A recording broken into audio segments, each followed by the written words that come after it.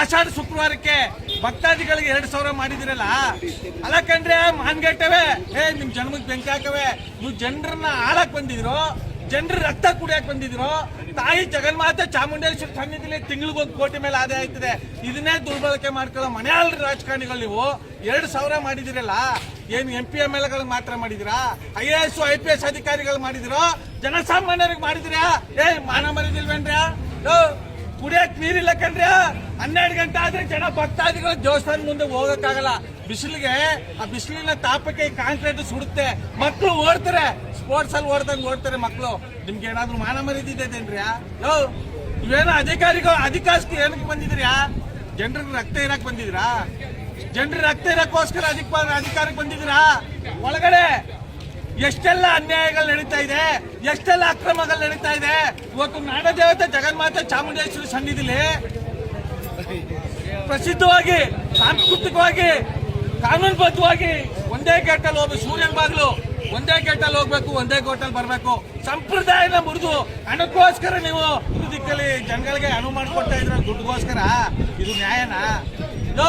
ನಾಡದೇವತೆ ಜಗನ್ಮಾತೆ ಚಾಮುಂಡೇಶ್ವರಿ ಈ ವಾನ್ಗಟ್ಟವ್ಕೆ, ಈ ಮಾನ್ಗಟ್ಟವ್ಕೆ, ಈ ಭ್ರಷ್ಟ ರಾಜಕಾರಣಿಗಳಿಗೆ 2 ವಾಂತಿ 2 ಬೇದಿ ಕೊಡವ, ಇಲ್ಲಾಂದ್ರೆ ತ್ರಿಶೂಲ ತಗೊಂಡ್ ತೋರ್ಸವ.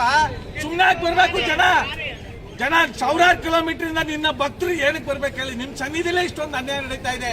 ಇಲ್ಲೊಬ್ಬ ಲಕ್ಷ್ಮೀಬಾಯಿ ಅಂತ ಒಬ್ಬ ಅಮ್ಮನ್ಗೆ 4 ವರ್ಷ ಕುಡಿಯಕ್ ನೀರು ಕೊಟ್ಟಿರ್ಲಿಲ್ಲ. ಗ್ರಾಮ ಪಂಚಾಯತಿ ಸದಸ್ಯ ಏನ್ ಮಾಡ್ತಾ ಇದ್ದೇನೆ?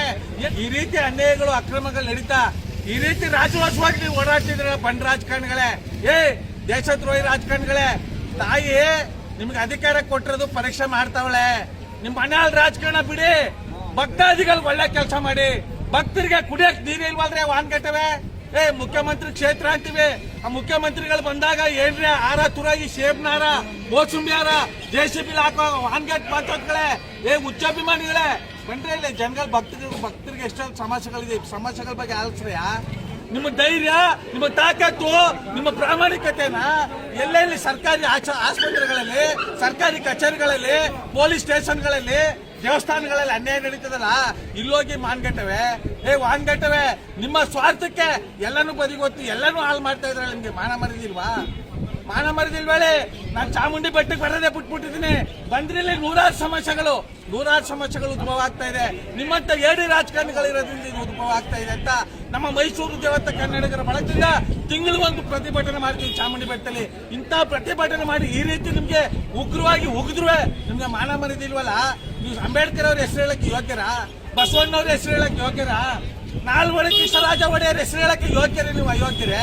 ನಿಮ್ ಜನ್ಮಕ್ಕೆ ಬೆಂಕಿ ಹಾಕವೆ. ನಿಮಗೂ ಮಕ್ಕಳು ಮರಿ ಸಂಸಾರ ಅಂತಿದೆ.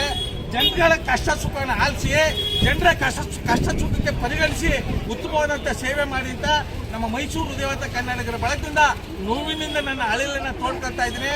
ಈ ಕೂಡಲೇ ದಕ್ಷ ಪ್ರಾಮಾಣಿಕ ಅಧಿಕಾರಿಗಳಿಗೆ ದಮ್ ಇಲ್ದಂಗೆ ನರಗಳು ಕಟ್ಟಾಗೋಗುತ್ತೆ. ನೀವು ವಿರೋಧ ಪಕ್ಷದಲ್ಲಿದ್ದಾಗ ಇರುವಂತ ಪವರು ಆಡಳಿತಕ್ಕೆ ಬಂದಾಗ ನಿಮ್ಗೇನು ಇಲ್ದಂಗೆ ಆಗೋಗುತ್ತೆ. ಗಿಡ ಮಾಡಿದ್ರು ನಗರಗಳು ಹಾಕ್ಬಿಡ್ತೀರಿ. ನೀವು ಜನ್ಮಕ್ಕೆ ಬೆಂಕಿ ಹಾಕೋರೆ. ಪ್ರಾಮಾಣಿಕ ಒಳ್ಳೆ ಕೆಲಸ ಮಾಡಿ ಅಂತ ಹೇಳ್ತಾ ಇದು ರೈಟ್ ನ್ಯೂಸ್.